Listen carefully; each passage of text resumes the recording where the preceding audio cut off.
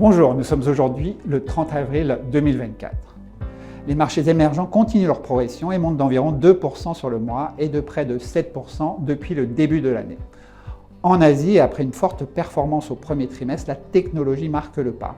Samsung Electronics et SK Hynix ont annoncé de très bons résultats, mais abandonnent environ 5% sur prise de profit à court terme. TSMC à Taïwan, bien que plus volatile, continue de progresser. Hong Kong remonte également, et notamment ses valeurs phares comme Tencent, Meituan, Aya et Hong Kong Exchange. Il semble que les investisseurs internationaux reviennent progressivement sur les valeurs chinoises. L'Inde, quant à elle, continue sa lente ascension dans un contexte politique favorable. Dans l'ASEAN, tout comme en Amérique latine, les marchés subissent la hausse du dollar et l'inversion des anticipations sur les taux d'intérêt américains. Le Brésil semble particulièrement survendu. Au Moyen-Orient, l'Arabie saoudite reste à la peine alors que l'Afrique et l'Europe de l'Est regagnent enfin du terrain. La hausse du dollar et la remontée de la Chine semblent être les deux faits marquants du mois. Qu'en pensez-vous ? Alors, au vu des chiffres américains, il semble effectivement peu probable que la Fed baisse ses taux à court terme.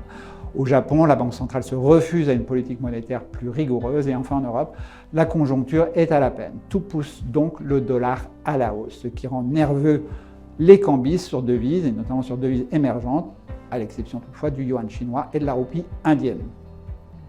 Plus généralement, les investisseurs revoient leurs hypothèses de baisse de taux, ce qui affecte particulièrement les valeurs domestiques en Amérique latine et en Indonésie. Au Brésil, les investisseurs locaux sont prudents. Ils attendent la privatisation de Sabesp, qui est le distributeur d'eau de l'État de São Paulo, et le réal baisse d'environ 5% contre le dollar depuis le début de l'année. Enfin, les taux d'intérêt réels restent encore élevés. Il conviendra donc de se repositionner sur ce marché durant l'été. Et la Chine ? Alors, les chiffres macro sortis sur le premier trimestre font état d'une stabilisation économique en Chine. Cela a rassuré quand même les investisseurs. Certes, le secteur immobilier continue de se détériorer, mais les exportations et la consommation sont plutôt stables, tout comme l'investissement industriel. Certaines mesures gouvernementales favorisent l'investissement, notamment dans le secteur techno. L'indicateur avancé, le PMI, est sorti à 50,7 en mars et à 50,4 en avril. Au niveau micro, les résultats du premier trimestre sont encourageants et nombre d'entreprises, à l'image de Tencent, rachètent leurs propres titres. Pour autant, la visibilité reste faible. Le 10 ans chinois est à 2,3% contre 4,6% aux États-Unis, illustrant ainsi le risque de spirale déflationniste à la japonaise que court l'économie chinoise. Il conviendra donc d'observer attentivement la progression du PPI chinois. Celui-ci, en territoire négatif depuis septembre 2022, semble remonter doucement, mais reste à moins 2,8.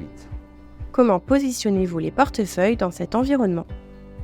Alors en termes de thématique, la technologie reste le principal moteur de nos fonds. Elle représente un tiers de GEM Equity et 37% de GEM Asia.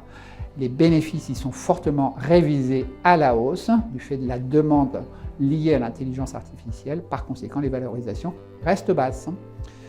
La Chine, quant à elle, représente 28% de GEM Equity. Le scepticisme des investisseurs reste très élevé sur ce marché. Mais la hausse récente montre que les investisseurs étrangers craignent d'y être sous-pondérés. Enfin, l'Inde, à 22% de GEM Equity, a été renforcée au cours du mois. Nous y avons acheté le fabricant de câbles KEI, qui bénéficie de la croissance des investissements dans l'infrastructure. Malgré sa valorisation élevée, le marché indien offre de très bonnes perspectives à moyen terme. Nous vous remercions de votre fidélité et de votre confiance.